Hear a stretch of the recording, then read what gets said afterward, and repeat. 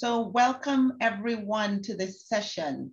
We are so happy to have you here at the SDM Summit. We want to welcome all of our attendees to this session on digital health. I just want to give a little bit of housekeeping as we're coming on board. We're excited in terms of all of the attendees. So please, throughout the session, you're going to be able to put your questions in the question and answer section. Let me start by saying we do have an interpreter on board. So if you speak French, please click on the globe at the bottom where it says interpretation, and you can get the French interpreter.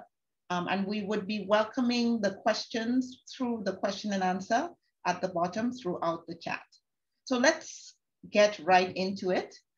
This discussion will be nested in the current context where the COVID-19 pandemic is causing unprecedented disruptions to health services.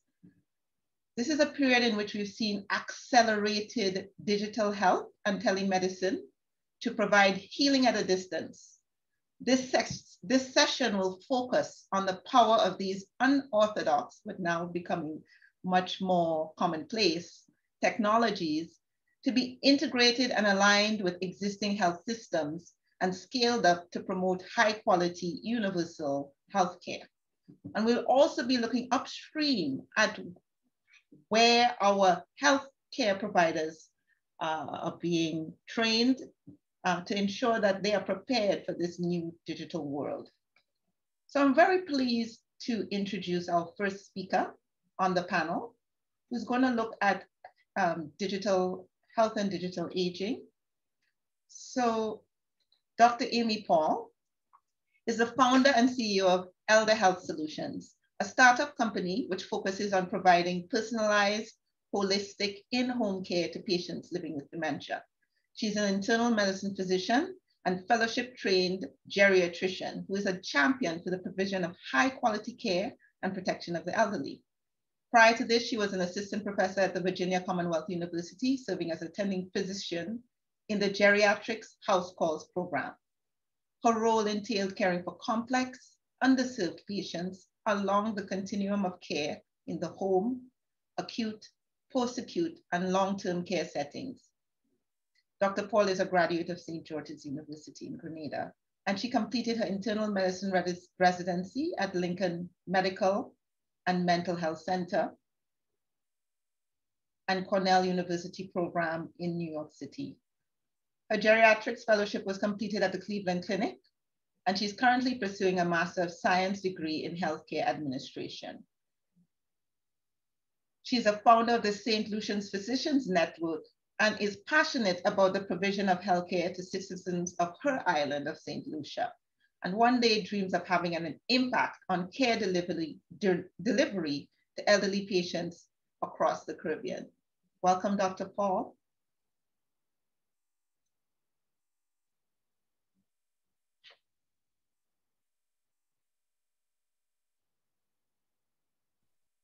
Thank you very much, Dr. Radix, for that wonderful introduction. So I'm here, as she said, to talk about digital innovation and healthy aging. But before we start, I want to ask you a question. What is the one affliction that we all share? If you're listening to me, can you just think of the one thing that we all have? It's aging. Everybody is aging. No one of us can escape it. And when we think of aging, we can try to define it. So it's the process of becoming older, or put more scientifically, it is the result of the accumulation of a wide variety of changes to our cells and our bodies over time. It is inevitable. We can't escape it. Therefore, this talk is important to us as we all have a vested interest in how well we can age, how fast we age, and the actual process. When we think about healthy aging, we tend to think about, am I eating well? Am I sleeping well? And in a general bucket, we can think of healthy aging as a convergence of habits and behaviors alongside preventative measures such as exercising, taking care of our blood pressures early, that help us to manage all the damage our bodies can have as we continue along our journey of aging. So you're wondering that, okay, I came to hear about innovation. So why should I think about it in that way? So when we think about digital innovation, we can think about it as the idea of using technology to enhance the well-being of us as aging individuals, as well as individuals who have already gone further along in their aging journey. And, just how we use it to help improve the quality of life of our older adults. So I feel very passionate about it, at healthy aging and using digital technology, as I've seen firsthand what happens when we have allowed ourselves to age without being connected to others, without using newfound technologies that severely constricts life. And it makes our elderly people feel isolated and they become unhealthy. It also increases the mortality of people as we become more socially isolated. And I'm mentioning this as in a time of COVID, a lot of us have gone through lockdowns and curfews. And if we ourselves as younger individuals think that this is restrictive, I urge you to think about what happens to somebody who's already homebound or who is already limited in their ability to drive or their ability to catch a bus to go to obtain groceries or so on. So how we also have to think about the longevity of our population. How long are people living? We are all living longer as compared to 20, 30 years ago. And we all have to consider what resources would be needed to support an aging population. So for us in the Caribbean, as my slide indicates, we have one of the fastest growing populations of aged individuals in the developing world. So the initial estimate was that the proportion of people who are 60 years and older, this increased from 10% in 2000 to 14% in 2015, and is projected to increase a further 25% by the year 2050. So a significant proportion of our population will be above the age 60. However, that proportion is going to outnumber those who are able to provide care to them, who are able to work. And, we kind of have to think of how do we support our aging population? So what are the implications of this? So we intend to see, or we can project that we will see an increase in chronic poverty, especially among women, because as we know, women tend to live longer than men. We also will see an increased demand for services to care for them and an increased demand on resources in the region, which unfortunately are already strained, especially now with COVID. So how can we think about using digital technology to enhance the lives of a rapidly aging population? So in this slide here, it can be a little bit busy, but you can see that we can think about it in 4 different circles that I have. And the first one is to think about how things happen on the physician side. So how things happen in this primary care team. You think about things like telehealth, using AI or even patient-generated data to give the physicians information on how best to take care of people. We can think about what happens in people's homes, what devices can we use to keep them protected, or even in the community, how do we keep our elderly patients or people who are growing older, how do we stay connected to each other? How do we use resources to reach them without them having to leave their homes if this is impossible? And finally, we can think about our own bodies and how can we take care of ourselves, or what alert systems can we use to signal to us that we have a problem. And we're going to talk about that some more in the next slide. So in this slide, I'm going to urge you to think a little bit like a geriatrician. And we're going to think about 2 real-life example patients. So the first one is Mr. V. So he's a 77-year-old man. He's a retired school teacher, and he has a history of diabetes. He drinks a little bit of alcohol and irregular heartbeat. So we try to think about how best to protect him, because his daughter's coming saying he's falling all the time. So we can use, as you can see here, we can use an Apple Watch. or some sort of wearable device that's going to tell him how his heart is functioning, his heart rate, whether he needs to come to the hospital before he collapses. We can use some rehabilitation at home. And this lady is using, it's almost like a video game platform that's projected to patients' houses that they can use to do their rehabilitation. And this logs into a system that the patient's doctors can see where they're doing the rehab, what have they done. We can also think about using an automatic medication dispenser to help this patient out. The second one is Mrs. S. So this lady, she's a 65-year-old lady with she has some mental health history, schizophrenia, depression. She's been found wandering her neighborhood several times. So she can use wearable technology that is not necessarily a watch. She has a touch of early dementia, so she doesn't like to have things she doesn't recognize what they are.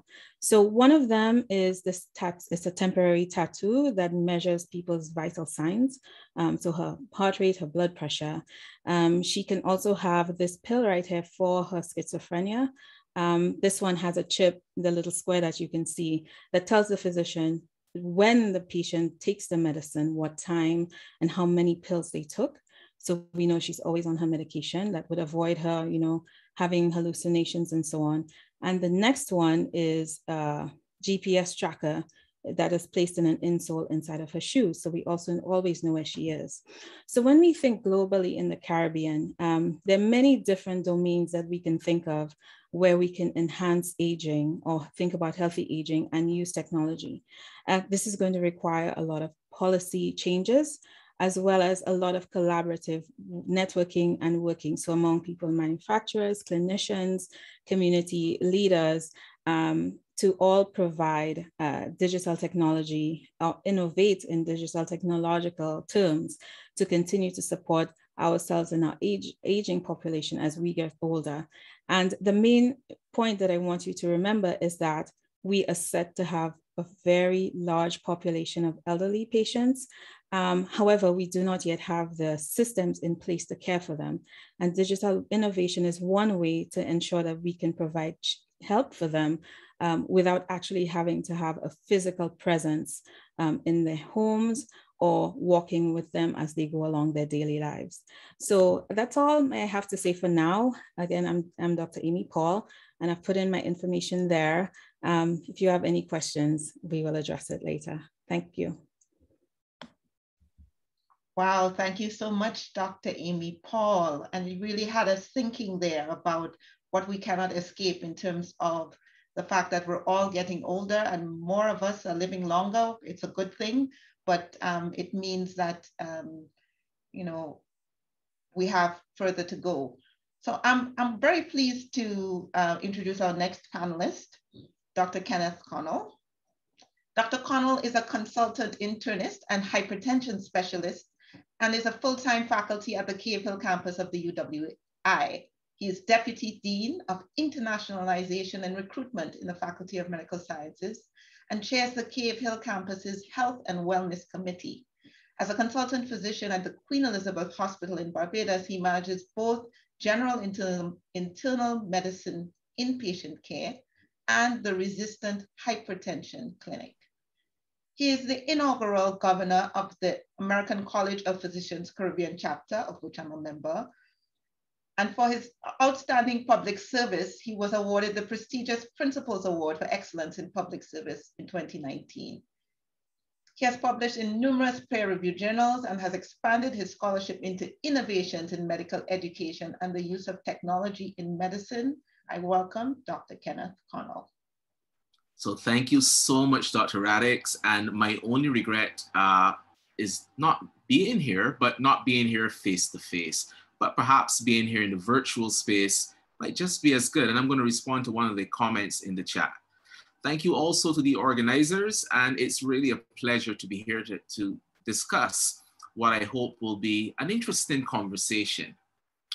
So I'm going to talk to you in the next 10 minutes on digital health and telemedicine, because I think it's relevant not just in 2021, but especially in 2021.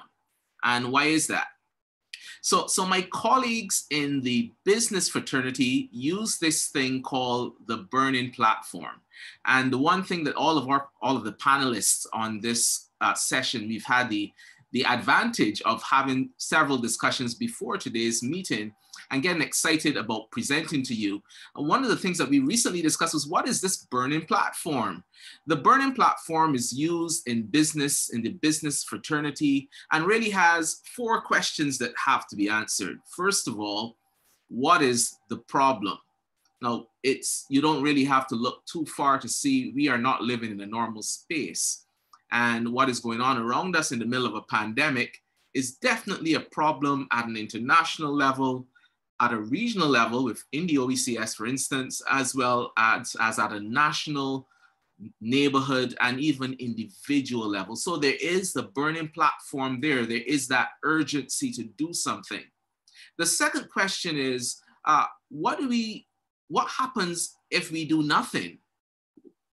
Well, I'm going to show you in a few slides what the burn-in platform has done to health services throughout the region. In fact, in 121 countries throughout our world. The third question is a bit more provocative. What are some of the opportunities? I never thought I would be saying that there might be something positive out of this pandemic, but could there be an opportunity for us to build back differently? I know you thought I was going to say better, but could we build back differently than we were before? And the final thing is, if we seize this opportunity, how is our world going to look better or a bit more agile than we were before? One of the complaints that the public health specialists have mentioned, much to the dismay and sometimes displeasure of people like myself and Dr. Paul as internists, is our health systems have not been as agile as they should have been. And so when faced with an external unfamiliar threat, such as a pandemic with a novel virus, the response was not what we thought it would be. You then had to try to shift task sharing in healthcare professionals to get all these ventilators on board. Hospitals were all about reducing the stay and the expense to providers, and also, but less adaptive to change. And that's what COVID did. But I want you to focus on this bar chart, which kind of shows everything. All men were not disturbed equally, or women. Some were definitely more disturbed than others. For instance, look at rehabilitation services like cardiac and stroke rehab. As much as 60% of these were either partially or completely disrupted. So for instance, the Heart and Foundation in Jamaica, the Heart and Stroke Foundation in Barbados, the Diabetes Association of St. Lucia, they were all disrupted and closed because of a pandemic, because we were not agile enough, and we were trained in a face-to-face mode of delivery. And when we were forced to work remotely, there was no infrastructure in place. And if you look at hypertension management, my specialty, it was also affected. The first clinic at our tertiary hospital to close, despite the fact that patients who contracted COVID-19 did worse if they had uncontrolled blood pressures. The first clinic to close was, guess what? The hypertension clinic. That's not too far off from diabetes and all the other chronic care services. And so it's no surprise then that although as a Caribbean country, because I want us to consider us as one solid region as a country, we are currently facing several of these mauve or purple waves with immediate mortalities and creeping rates in countries like Antigua and Guyana and Barbados. It's right that we pay attention to these rates, but what about what's happening, the impact of non-COVID conditions? I said to a colleague this morning, sometimes we forget that patients are coming to a hospital for something else besides COVID-19, and therefore we can't remove all the clinical staff to go to a designated COVID hospital, because you have to take care of heart failure, stroke, and all the other things. And of course, as Amy was just suggesting, there's the impact on chronic conditions, especially in the elderly. So today I want to share with you 2 quick innovations that are probably going to come up in discussion. I saw the question asking, Well, my fear is that we will rely too heavily on innovation and technology. My fear actually is that we rely too heavily on face-to-face interactions, and therefore we were not transformative enough to move into the digital space. Here's an example of a digital blood pressure monitor. Okay, I chose my specialty. So all you need is a smartphone, and the device or hospital actually provided these for some patients. They purchased them. And what it's allowed patients to do is to monitor their blood pressure at a central, on a central platform, so that a healthcare provider could see how they were doing, their blood pressure readings, make adjustments to medication, advise them that they were or were not controlled, give them counseling tips. It improved blood pressure control by as much as 25%. And guess what? This was started at the beginning of the pandemic, and there was longevity. In other words, although, and I like the question in the chat, there was some disruption in the platform, guess what? When they continued, we still found that patients were still adhering to treatment regimens. Now, of course, the next example I'm going to use is, what about the next generation of healthcare providers? I mean, these healthcare providers cannot be like myself and Carlene. They have to be agile enough to interface in this new platform. And here I am teaching some Zennials. They don't like me to call them that, but they don't like millennials either. So they're here seeing a patient, but my interaction with them is very much not face-to-face. And so they're learning new skills, like how to conduct a telemedicine interview. What situations lend themselves to telemedicine, and what situations lend themselves to a face-to-face examination? Do they have to find out how someone is doing in terms of their blood pressure by seeing them face-to-face, or could they use the readings remotely? These are not soft skills. I had to take about 2 months off just to get digitalized on the consultation skill of telemedicine. Think about it. The next generation of doctors should be doing this effortlessly because they have been trained on a platform or in a time where, okay, yes, they had less face-to-face experience, but they're not uncomfortable sitting on a Zoom screen, dressed in a white coat as I am, and having a conversation and getting information from a particular style, using a particular style from patients. And so I'm going to end here by suggesting that 2 things. We need to use innovation to bring about agility in healthcare so that if we're caught with another pandemic, we can respond quickly and with novel interventions such as technology. And I've left my contact details here. Thank you also to the collaborators on the screen, and thank you, Dr. Radix. Oh, thank you so much, Dr. Connell. That was really interesting. The burning platform, really making us think about, why do we need face-to-face? Are we too reliant on technology?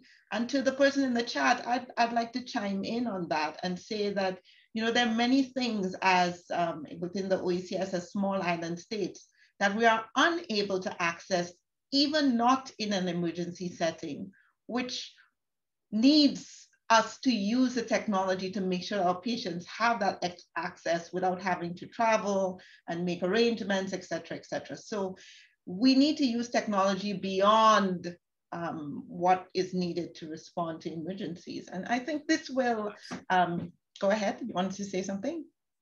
No, I was absolutely agreeing with you. It reaches more people, even after a pandemic, hopefully. Absolutely, absolutely. So now we're going to go to our next panelist, Dr. Ben Prayogi, who's coming to us all the way from Vienna. I know it's getting late there, from the International Atomic Energy Agency. But let me tell you a bit about Dr. Prayogi. He is a radiation oncologist. And for those of you who don't know, that's to do with cancer. So he treats patients with cancer with radiation treatment, working at the Applied Radiation Biology and Radiotherapy section of the Division of Human Health at the International Atomic Energy Agency, IAEA. He is the focal point and technical officer for 2 virtual tumor board initiatives supported by the IAEA, the Africa Radiation Oncology Network, AFRONET, and the Asia Pacific Radiation Oncology Network, ASPRONET. He's an active member of the Association for Medical Education in Europe, the European Society of Radiotherapy and Oncology, and Education Training Committee of the Federation of Asia Organization for Radiation Oncology. And he has been working with us in the region for us to set up our own virtual tumor board. So welcome, Dr. Prayogi. Thank you very much, Dr. Radix, for the kind introduction. Very happy to be here with such an excellent panel of experts. So Dr. Connell earlier have described about how technology could help bridge the connection between doctors and patients. And I will briefly describe how technology can also help bridge clinicians together and what the outcomes will be from connecting clinicians. Here at the IEA Division of Human Health, we are currently actively running 2 international virtual tumor boards, or I will call it Ptvs in short, and we are supporting another 2. We are also working with several counterparts to initiate 3 more. So there is a great deal of interest here from our side. The first virtual tumor board initiated by the IEA was the Africa Radiation Oncology Network, or AFRONET. It was started back in 2012. It all started when we organized a meeting in Vienna under a regional IEA project for Africa to improve cancer management. And during this meeting, various challenges were discussed. There were low number of radiotherapy centers. A lot of countries only had 1 or 2 machines for the entire country. The equipments available were outdated. There were limited training opportunities for the clinicians. Those practicing had no access to published literature. They also lack access to continuing professional development opportunities. So in all, many radiotherapy centers in Africa had to work in isolation, and the doctors often found themselves as one of the only 2 or 3 oncologists for the whole country. They could rely on nobody else but themselves to make a treatment decision. And when they had to find information, they often had to use outdated references like old textbooks. So this is certainly a problem. And at the same time, the evidence is growing, demonstrating the benefits of multidisciplinary approach through tumor boards, where doctors of various specialties sit together to review, to discuss, and to evaluate the medical condition and treatment options of a patient. This approach improves diagnosis by allowing more accurate assessment and staging. It also improves treatment by facilitating choice of either more appropriate or more cost-effective treatment. All in all, anywhere between 1 in 10 to 1 in 3 patients discussed in tumor boards will have a change in their management plan. And it has become daily routines in cancer centers everywhere. But when you're alone and everyone else is as busy as you, it's very difficult to get together and discuss. So the group agreed to try meeting once a month to present and discuss challenging cases. And the setup was very simple, but it was very effective. So cases were submitted the week before the meeting. And then the presenters summarized clinical findings in PowerPoint slides, which were presented in 5 to 10 minutes over WebEx. The cases were then discussed during this WebEx meeting, usually about 10 to 15 minutes of discussion. And then the recommendations documented and circulated over emails to the participants. There was also time allocated for short educational lectures in each session. And at the beginning of AFRONET, there used to be a dedicated IAS staff adding a few slides at the end of the case presentations on the evidence base, the published literatures related to the case discussed. I think the beauty of AFRONET is how simple but effective it is. Back in 2012, the word virtual tumor board used to evoke an image of a dedicated video conferencing room with expensive IT equipment and dedicated high-speed internet. And to be honest, there are still people thinking that way even today. But AFRONET doesn't require all that. participating in AfroNet requires nothing more than a computer or laptop running WebEx, or more recently, a mobile device running the app, and a reasonable internet connection. It didn't even have to be broadband. Webcam was optional. It still is optional to this day. And the meetings can run just fine even with everyone turning off their webcams. Over the 10 years of its existence, the AfroNet VTB has discussed more than 200 cases among 16 participating centers. It serves as a model in which other VTBs are being supported by the IEA. And next month, AfroNet will run its 100th session. What have we learned so far? Firstly, AfroNet demonstrates that VTBs are primarily about doctors discussing patients. It's not about a software. It's not about an organization managing things. It's not about fancy equipments. Secondly, AfroNet showed how international tumor boards can be very effective in disseminating best practices. We have observed over the years how, from the cases are presented, how patient management has evolved. We started seeing common terminologies between participants, such as luminal types for breast cancer or risk groups for medulloblastoma, and have seen common understanding among the group. AfroNet also demonstrates the value of virtual tumor boards as educational tool for trainees. In 2019, AfroNet cases were archived in IEA's learning management system, and more than 200 trainees from Africa and other parts of the world have used this case repository, which stores case summaries, discussion points, and applicable references. Now, the question is AfroNet perfect? Well, no, it has one big weakness, and this has a lot to do with how it was initiated in the first place.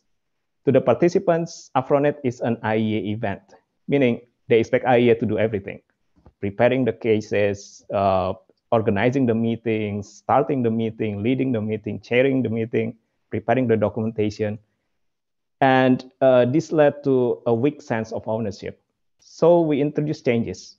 Meeting responsibilities were then rotated, and instead of finding expert opinions from outside, we encouraged consensus within the group itself. And through these changes, we managed to raise participation and attendance. Then I mentioned earlier about several other VTBs. In 2019, the IEA supported a regional project in Asia Pacific to set up a regional VTB network called AstroNet. We're not really creative with names. The network has a stronger emphasis on radiotherapy peer review, so it's not exactly an Asian version of AfroNet. It has a stronger structure and ownership than AfroNet, with a core group meeting periodically to review progress and discuss various ways to improve collaboration with the network. And since the first session in November 2020, more than 40 cases have been discussed in 11 of these meetings. Finally, I'd like to bring your attention to a virtual tumor board initiative spearheaded by the OECS together with the Eastern Caribbean Diagnostic Oncology Network, or ECDON. The idea for this VTB was discussed in Vienna in 2019 during a meeting for an IEA regional project with a vision to maximize collaboration among expert pools and centers of excellence in the Eastern Caribbean region. I'm happy to share the good news with you that in July this year, OECS took a big step forward and organized the inaugural session of the Eastern Caribbean VTB. And it is organizing the second one shortly. So what can the Eastern Caribbean VTB learn from existing VTBs? Let's take a look at several aspects that AfroNet and AstroNet has in common. First, there is a common purpose, and the activity is aligned with this purpose. We have seen how each VTBs have their own focus, which then form their identity. And when this identity is aligned with the needs of people in the VTB, people will create a community that drives the network forward. And when people want to meet, that's when the VTB will happen. There's also a sense of ownership, which comes from shared accountability and responsibility. Having one organization organizing everything is not healthy for the network. Particularly in AfroNet, there had been times when engagement was very low. We had 2 or 3 centers participating in the meetings. Well, we took a counterintuitive solution of instead asking these inactive centers to take on important roles, and was pleasantly surprised with the increase in participation. So at the end of the day, our efforts in the VTBs is for the patients. It is therefore important to document and review our session, keep learning from the past sessions, identify blind spots and weaknesses, whether there are topics we are lacking, whether our approach needs to be improved, and keep improving. Because managing VTB is not easy, but if we can keep the interest of the doctors participating in it, we can move forward. And from what I saw in the inaugural session of the Eastern Caribbean VTB, the interest was very palpable. Everyone was so happy to meet each other. The discussion was very active. And without doubt, under OECS and ACDON's leadership, this VTB will continue contributing towards better management of cancer patients in the region. Wow. Thank you, Dr. Radix. Thank you, Ben, Dr. Prayogi. And it's really exciting to hear the news. Of course, you and I were in the room when we began talking about how IAEA could support ECDON with the regional tumor board. And it's really good to see that it's effective here in the Eastern Caribbean. So we have one more panelist, and I see that we have several questions in the chat. So this is exciting stuff. I'm really pleased to have Dr. Curtis Charles. So we've had 3 clinicians speak to you, and now we have certainly an academic titan who's going to speak with us. Dr. Charles is a native of the Republic of Trinidad and Tobago, a little known secret, the place of my birth. Oh. And as Director of Academic Affairs of the UWI 5 Island campus, Dr. Charles is responsible for the School of Science, Computing and Artificial Intelligence, the School of Management, Science and Technology, the School of Health and Behavioral Sciences. I mean, he's responsible for it all, really a lot of it. And these intersect in terms of what we're talking about. He's also a member of the UWI Executive Management Team. Dr. Charles is an academic entrepreneur to his core and believes that in collaboration with regional governments and organizations like the OECS and industry partners, the UWI 5 Island campus can be an engine of innovation to ignite what he calls the Silicon Islands of the Caribbean. Dr. Charles has a diverse and extensive background in accreditation, higher education administration, digital transformation, corporate business strategy, and change and data science. His career spans across state systems of higher education, private universities for over 25 years. He's held increasingly complex positions in higher education, from faculty to chair to dean to senior associate vice chancellor for institutional transformation to university president. Most recently, Dr. Charles serves as a higher education solution architect and data science lead at Microsoft Services, where he worked with university leadership teams on the application of cloud computing, big data analytics, artificial intelligence, and the Internet of Things as a force multiplier to strengthen operations and financial performance. In addition, Dr. Charles has served as the Vice President for Research, Development, and Innovations at RLM Communications, where he oversaw the design, development, and innovation of new products and services for big data analytics, artificial intelligence, machine learning, biometrics, and cybersecurity. He has served as a senior business strategy and change engagement lead at IBM Global Services, conducting strategy customer engagements in Japan, Taiwan, Korea, and the United Kingdom. Dr. Charles is a graduate of Howard University, MIT, Morgan State, Northwestern University, in areas, and holds degrees in higher education administration, predictive data analytics, and architecture smart buildings technology. He is an active member of the Association for Medical Education. Okay, I think I've come to the end here. So Dr. Charles, welcome. Such an accomplished man. Thank you. Please proceed. Thank you for the opportunity. And thank you for my colleagues who are on the panel as well. I bring you greetings from the students, staff, and faculty of Five Island Campus, UW5 Island Campus, as well as our principal, Principal Denzel Williams. So let's get to it. As the fourth industrial revolution unfolds, building regional capacity to deliver digital health would require a new breed of radical innovators who can reimagine a different future and who are unwilling to accept the status quo in health. But these vanguards cannot be trained by ordinary, outdated pedagogies. As Tom Lowry confirms in his book, AI in Health, merely getting better with the tools that we have is not going to give us and deliver the results that we need to improve clinical, economic, and patient experience quality and satisfaction. The School of Science, Computing and Artificial Intelligence, SOSCI, at the UW5 Island campus is a catalyst for change.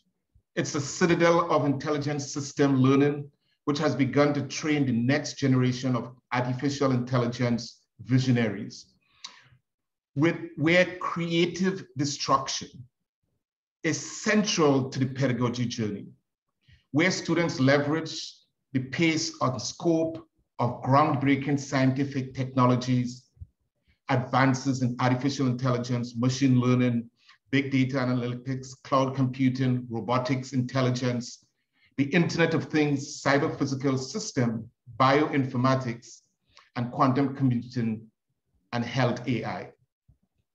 So you may be asking yourself, which is logical, what is AI anyway? What is this thing called AI, artificial intelligence? And how could the young generation that we are training at the School of Science, Computing and Artificial Intelligence help to build regional capacity to deliver digital health? I'm glad you asked that question. Fundamentally, AI is an algorithm that mimics cognitive functions to solve problems, that assigns human-like qualities to digital experience. According to Microsoft, AI is a technology that could perceive, that could learn, and that could reason to extend the capacity of people and organizations to derive solutions to wicked challenges. AI learns from example in large volumes of data, uncovering patterns and relationships which are transformed into intelligent outcomes. AI can classify health, it can recommend remedies, it can predict recovery, it can group citizens and patients, and it can segment as well. AI tools are employing intelligent algorithms to gain deep insights into patterns and trends from big cloud data to identify and predict chronic diseases. AI is being used to drive efficient staff allocations and save money. AI is being used to track and predict public health epidemics, predict hypertension in patients up to 2 years in advance. AI is being employed to simplify a physician's workflow for common cases. And AI is being used to provide real-time early warning systems for patients' deterioration. In his groundbreaking text, Predictive Analytics, Eric Siegel noted in 2016 the following transformative applications of AI in the delivery of digital health. He looked at surgical sites infections and noted that the University of Iowa Hospital and Clinic are using AI to identify cases greater than 4 times as likely to develop surgical site infections. Breast cancer.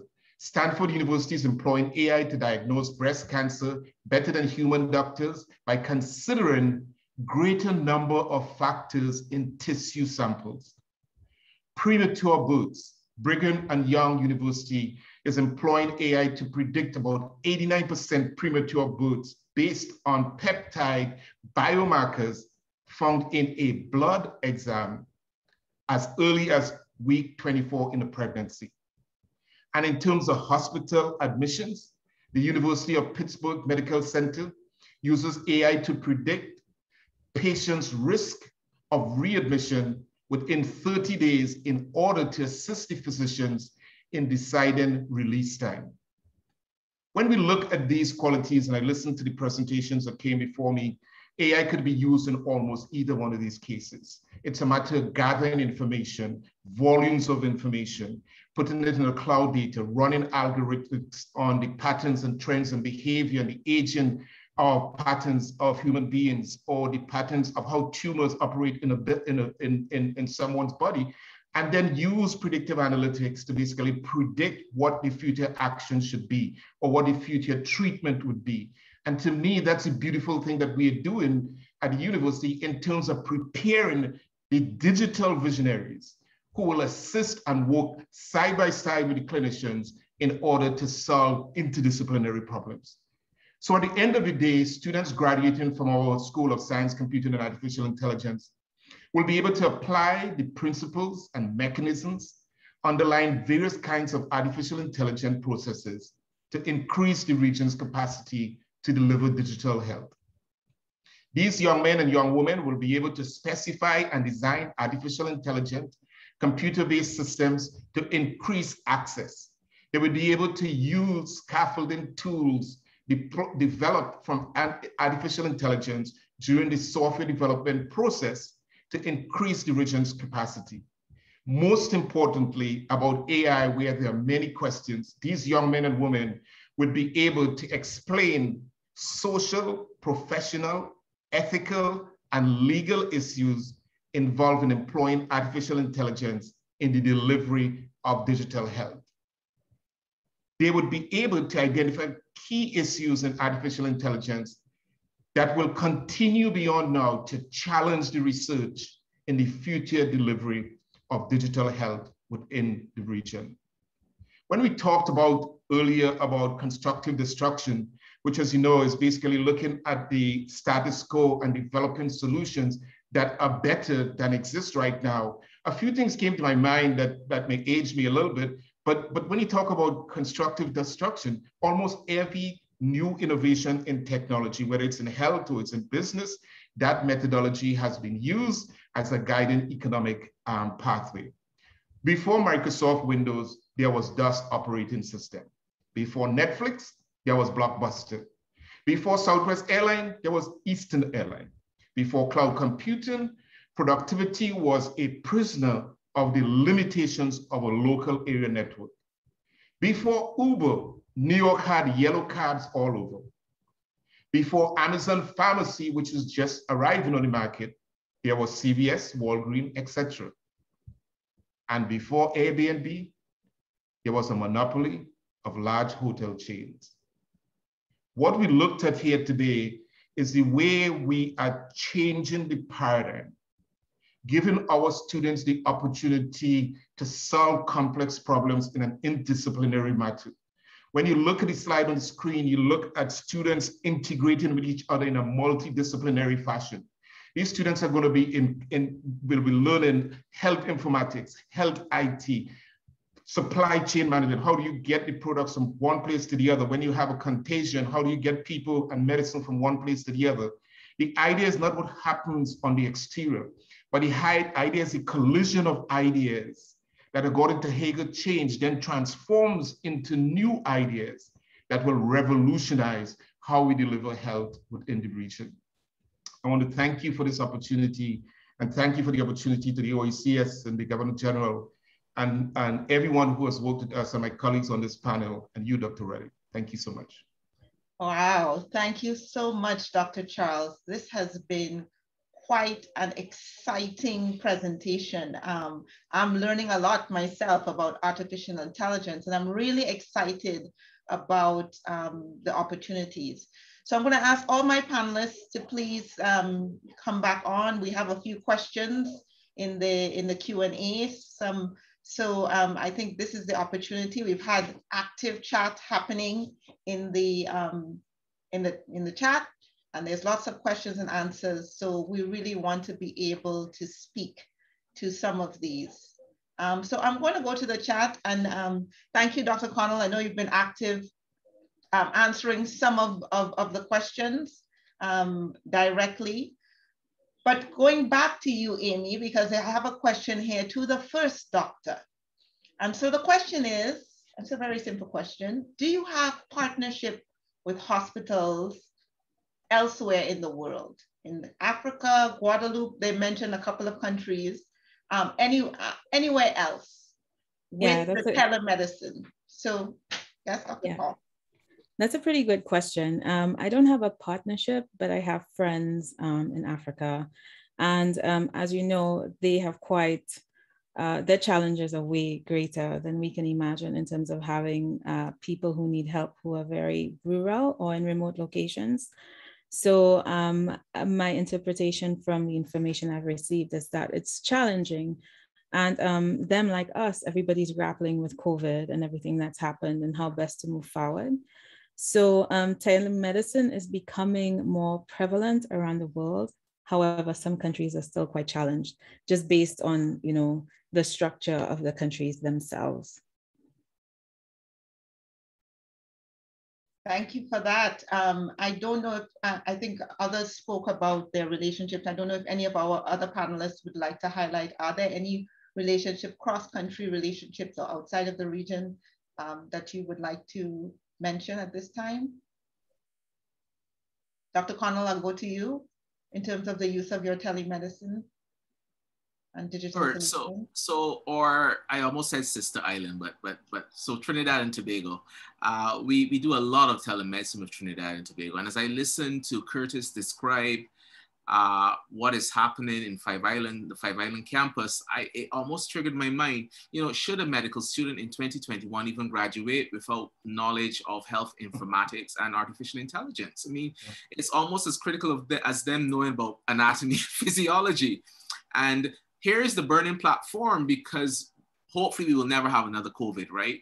But in this pandemic, we now can force these synergies that seemed so difficult before. But how do we get that? And as a university, of course, we can be that platform to bring about these synergies in medicine. And I like the questions in the chat that we're asking about, you know, the infrastructure across the OECS, because we know things are going to fail, right? You know, being calls drop, technology, Wi-Fi, we've had problems even on this session. How do we secure these platforms? How do we make them stronger as a region? Or do we think that the individual nationalistic approach is even worthwhile moving forward? The one thing I have found, and this is my final comment, Caroline, I'll shut up now. The one thing I've found about the cultural shift, and this is just responding to another question, you would be surprised how much the burning platform allows cultural shift. Because you're no longer saying to a patient, do you want to have a telemedicine visit? You're kind of saying, this is the only option. And the 90-year-old who purchased her iPhone, who doesn't even know why it's called an iPhone, but she said, the only thing I can do on this phone is chat to you on FaceTime. And imagine using technology. I mean, that's nothing but COVID would have done that. Excellent. Thanks, Dr. Connell, on that. And you touched on one of the questions actually that was in the chat, the concern around expanding telemedicine and the over-reliance on digital media. What will happen in terms of quality, regulation, when things don't work, etc. And I'll weigh in a little bit on this as well as I go to the panelists. I'll go to Dr. Charles to weigh on this, but I'll weigh in on this. And this is not just true of telemedicine, it's true of every level of innovation, equipment, things that we introduce in medicine in terms of moving things forward. And certainly we need to recognize those risks and adjust for them, but I don't think we can use them as a barrier not to continue to move forward with what the most recent innovations and the gains with which they can bring. Dr. Charles, any of your thoughts on this particular question? Let me go in a bit more.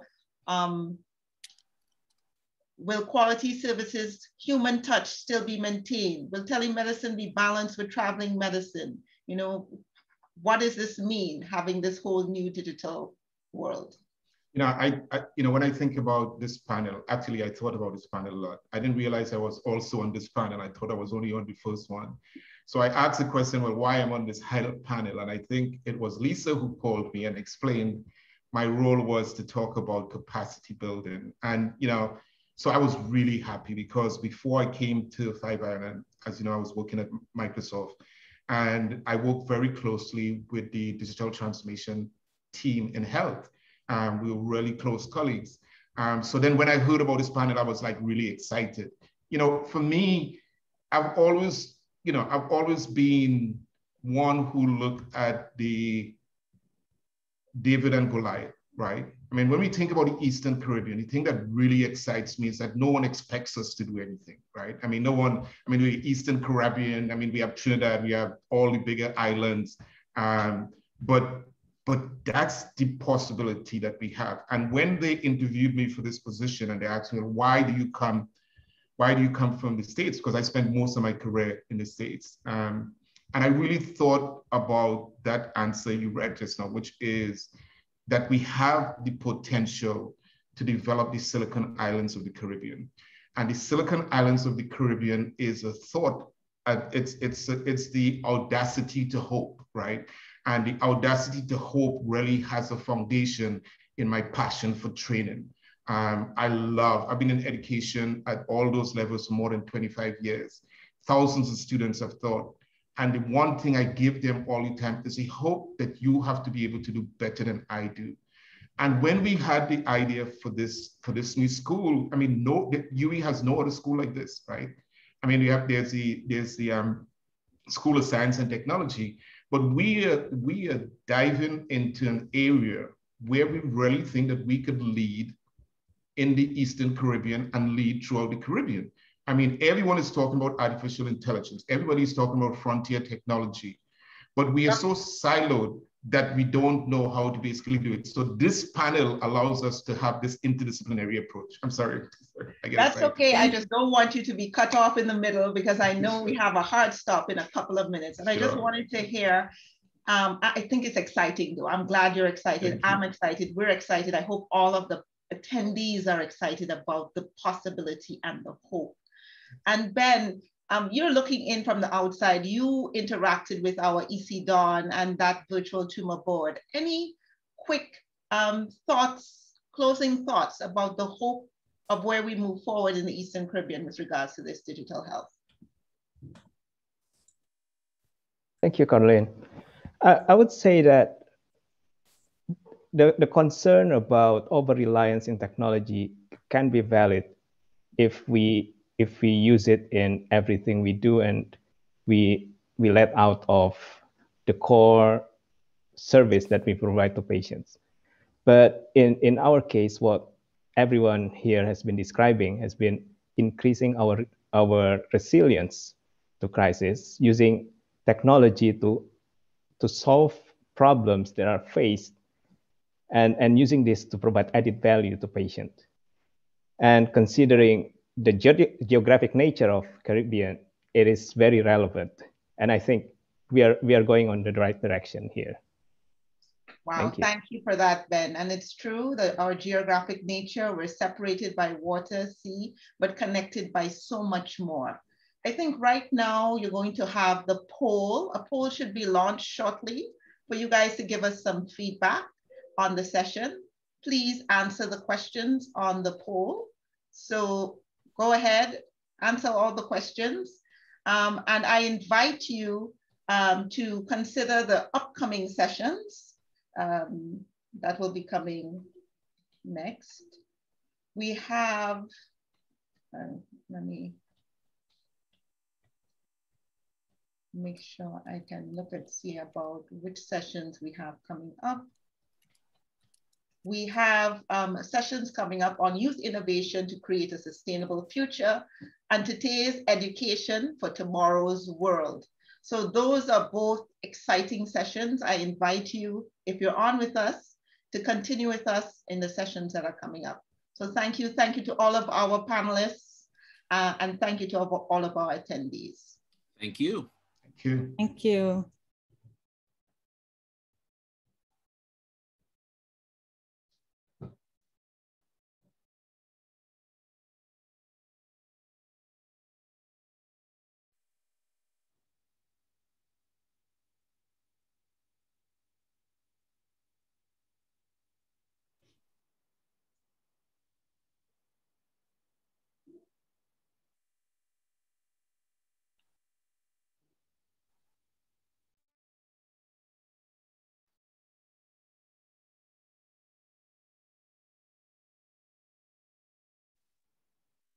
All right, goodbye everyone. I hope you've signed up for the next session, and we will see you.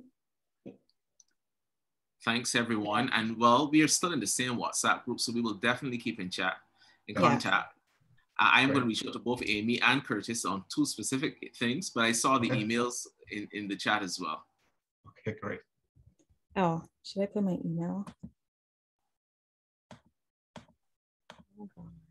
Okay, thank you, everyone. Ben, I hope that you are not way past your bedtime. Well, actually, a security guard just knocked on my door. He was concerned because I didn't open the door. All right.